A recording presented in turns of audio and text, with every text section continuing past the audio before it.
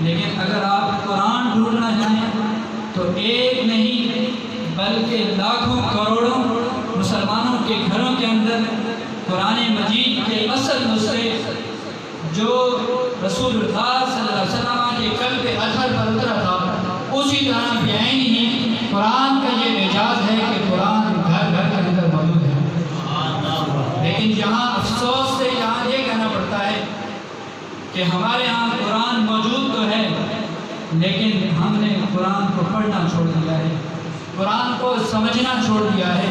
وہ میں کچھ دن پہلے ایک پوسٹ پڑھ رہا تھا، بڑی ہلا کر رکھ دینے والی ہے۔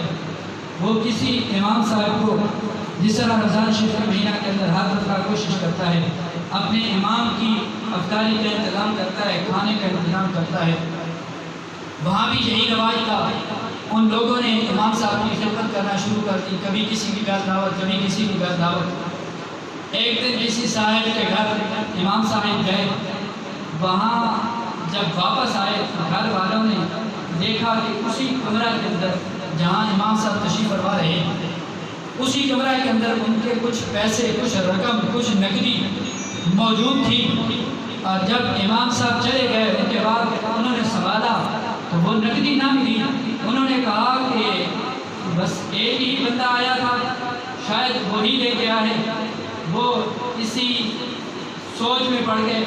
پھر آہستہ آہستہ اس بندے کا امام صاحب کے ساتھ تعلق جو ہے کم ہوتا گیا۔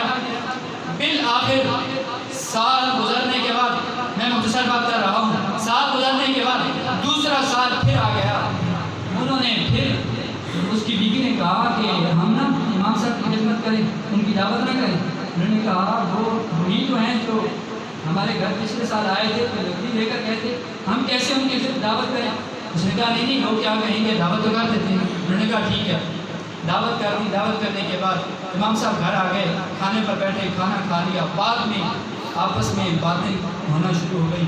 جب گفتگو شروع ہوئی، باتیں شروع ہوئی تو درمیان میں یہ بات بھی لے کر آئی، جناب پہلے تو آپ بڑے ذوق و احتشام کے ساتھ ملتے تھے، بڑا پیار کرتے تھے، لیکن کچھ عرصہ ہو گیا ہے آپ دور دور ہی رہنا شروع کر دیا ہے، کیا وجہ ہے؟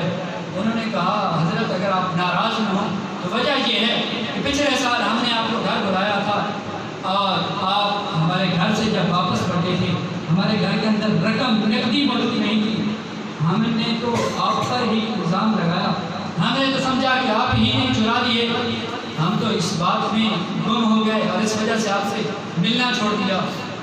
امام صاحب کی چیخ نکل گئی، زاروں بطار رونے لگے، کہا افسوس مجھے اس بات کا نہیں کہ تم نے مجھے چور ٹھہرایا، اس بات کا الزام مجھے افسوس نہیں کہ تم نے مجھے ملزم ٹھہرایا، مجھے افسوس اس بات کا ہے کہ میں نے وہی رقم، وہی نقدی تمہاری قرآن کے اندر رکھی تھی، تم نے پورا سال گزر گیا، قرآن کو کھول کر دیکھا بھی نہیں، آج ہی قرآن دیکھو